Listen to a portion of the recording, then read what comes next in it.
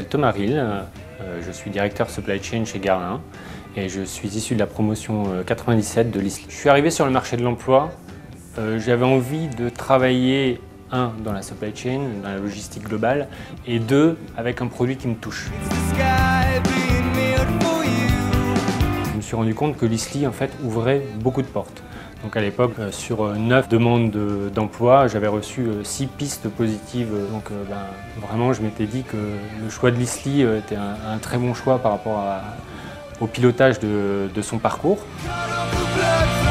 Le métier de supply chain manager, pour moi, je vois ça un petit peu comme un marionnettiste. On gère de façon complètement transverse et de façon globale, dans le cadre de l'entreprise, mais également à l'international, toutes les problématiques. Les qualités pour gérer au mieux cette transversalité, c'est le relationnel.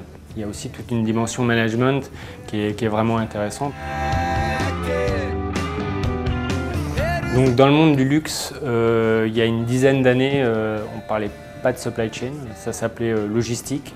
Et quand on entendait logistique, on parlait transport, on parlait distribution. Chez Garlin et dans beaucoup d'entreprises de LVMH, en 2002 est arrivé SAP. On a commencé à réfléchir différemment, à réfléchir logistique globale. Et progressivement avec le temps, on a commencé à réfléchir supply chain internationale. Et c'est pour ça qu'on a créé la fonction direction supply chain, qui est une fonction récente chez Garlin et qui effectivement maintenant se positionne très très haut dans le comité de direction.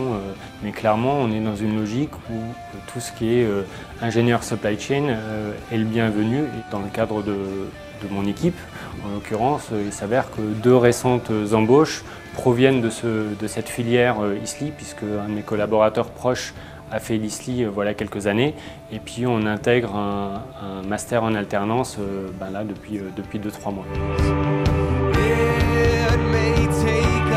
Le réseau de l'ISLI compte à peu près 1800 personnes et c'est quelque chose de très très important quand on fait ce type de formation. Ces 1800 diplômés sont intégrés dans une association très très active qui organise tout au long de l'année un certain nombre de colloques, un certain nombre de manifestations, un certain nombre d'événements qui nous permettent effectivement de toujours partager sur les problématiques supply chain et s'assurer qu'on est toujours à la page de tout ce qui se passe dans l'activité supply chain.